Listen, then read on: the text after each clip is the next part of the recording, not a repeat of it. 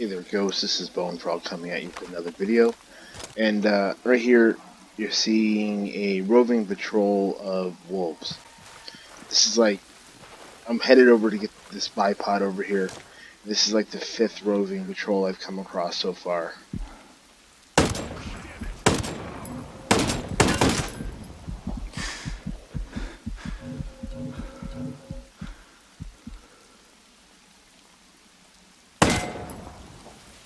Now, roving patrols weren't in open beta. They weren't in closed beta. They weren't even in the first day or two of early access I played. Then they put them in for some reason. And what they are is just random groups of 3 to 6 soldiers of some sort, either sentinels or wolves, out roaming through the middle of the wilderness. If I show you where I am on the map, there is, well, I am headed over to this base, but I am in the middle of nowhere. And I'm going to be honest, you kind of have to ask why they're there. Militarily speaking, you don't send patrols out for no reason. They're either looking for enemies in known areas of activity, or they are defending something, usually the latter. Basically, you send patrols out to make your presence known so that people kind of stay away or engage at distance as opposed to coming to your doorstep.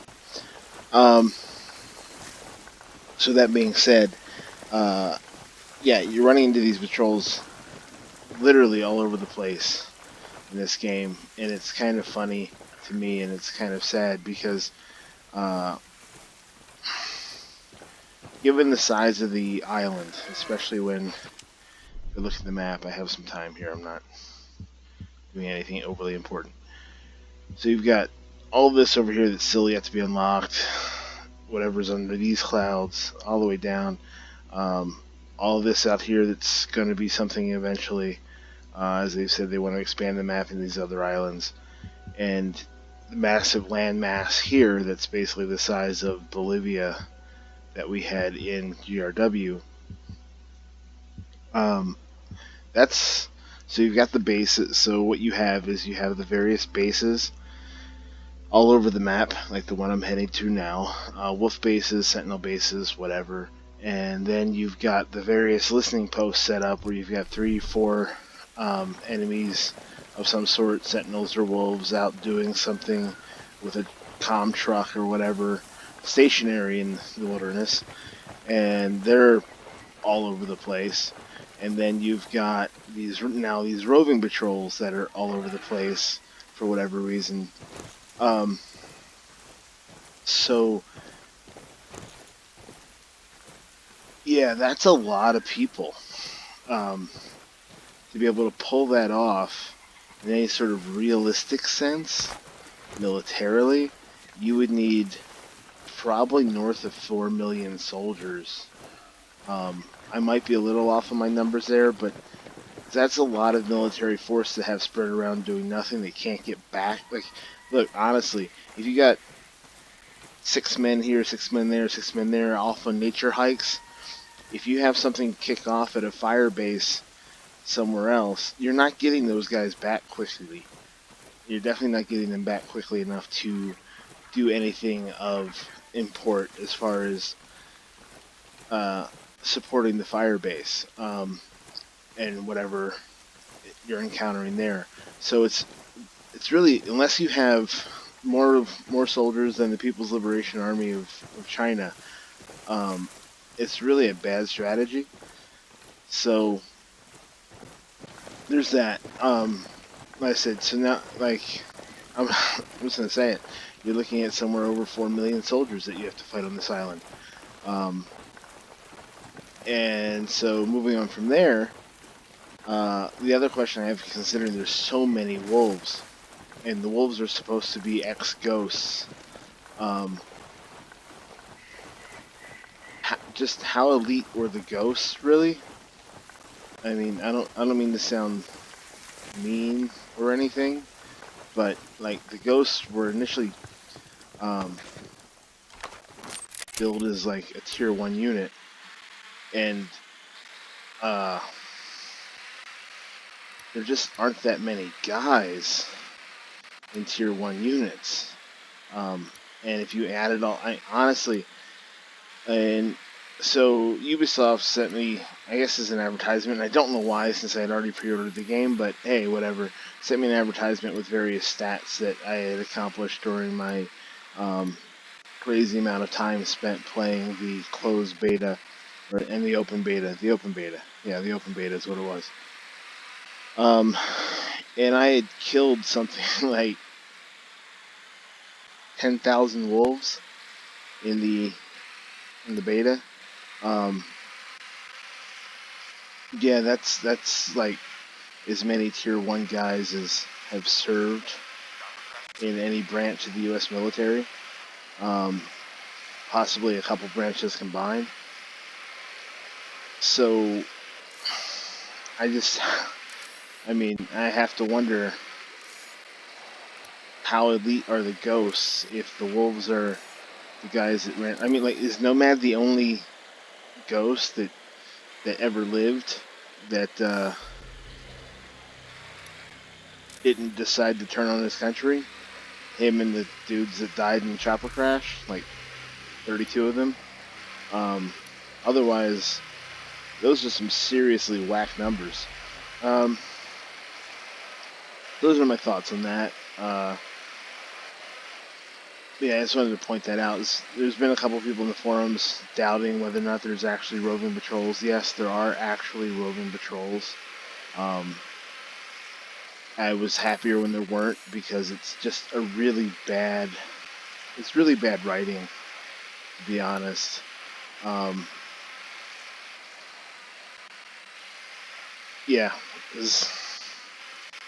like I said, the number of soldiers you would have to be able to pull that off, to have roving patrols every couple hundred meters, as well as guys patrolling the roads, as well as all these guys in listening posts all over the map, as well as guys manning all these bases.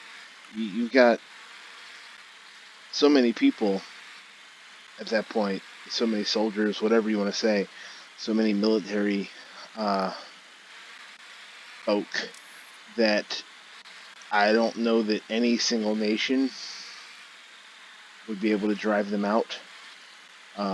Like, it would literally have to be a world war, and to be able to mount enough men to be able to pull that off. And I mean, Germany wasn't that strong at Normandy, and you can see the numbers that were needed there in the Second World War. And I know wars changed a little bit, but you know, both sides have. So, um, yeah, I just think it's bad writing. You know, you're supposed to be this lone soldier here, uh, taking on these ghosts and some PMCs. And don't even get me started on the PMC bit yet. But you're supposed to be this lone soldier here, taking on these PMCs, shot down, stuck behind enemy lines, and then you find out you're taking on like um, the equivalent of all of the world's militaries combined in manpower, or at least the top 10 nations at least in manpower. And I just, it starts to lose the plot for me.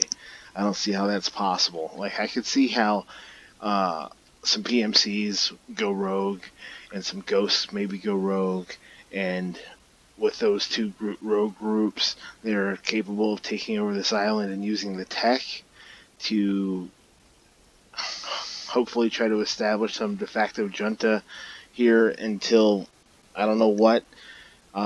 They get what they want. They execute. They assassinate enough people through ghost tactics or whatever. Um, but as it is, the fighting, I just don't see it as being realistic at all, or sticking with, you know, here. All right, I'll be honest. I'm not worried about realism so much as it just stops being tactical after a while.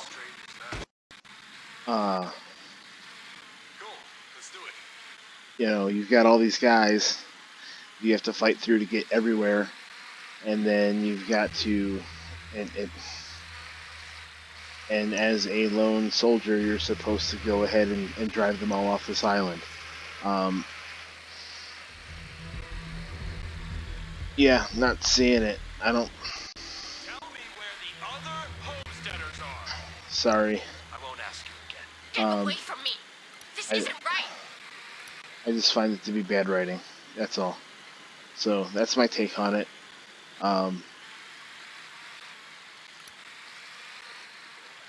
Yep. That's that.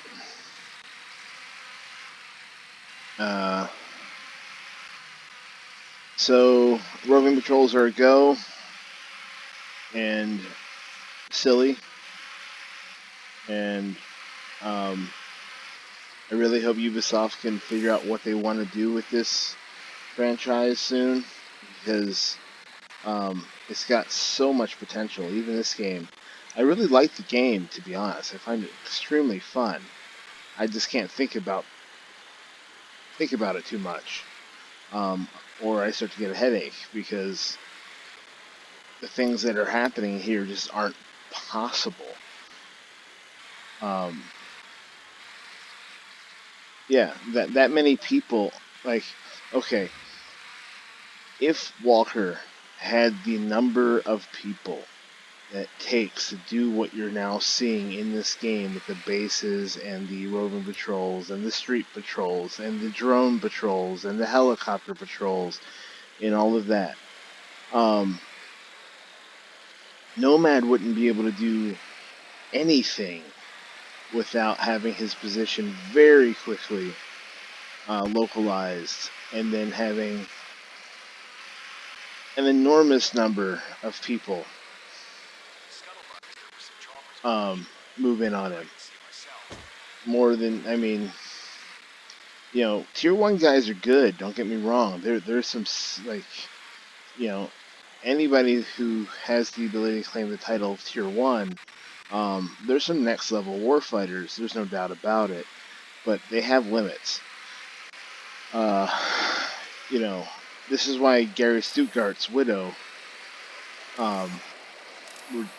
Gary Stuttgart's wife became a widow, because, you know, you had two, if you don't know the story of the Battle of Mogadishu, you had a chopper shot down and 2 snipers went in to try and defend the pilot until help could hopefully arrive.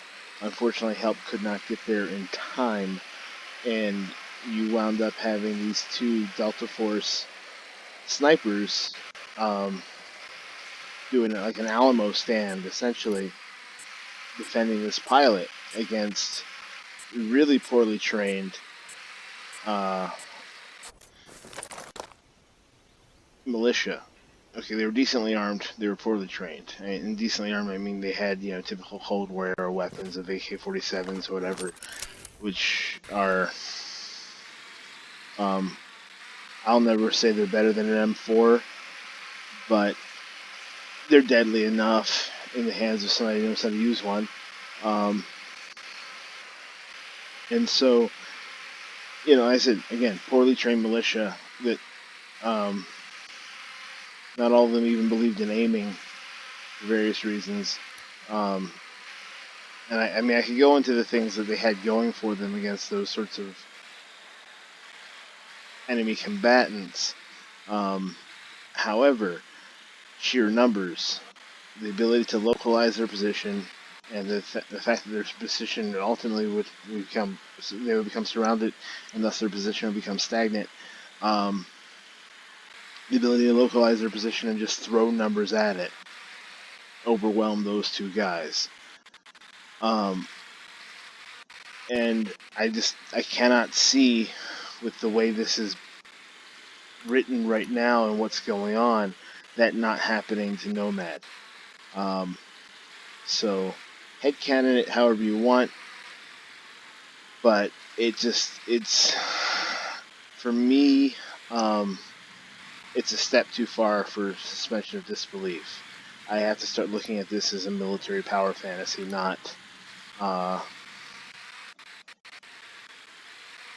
not something that could conceivably have some basis in reality, because it doesn't. That's just that. So until next time, Bone Frog out.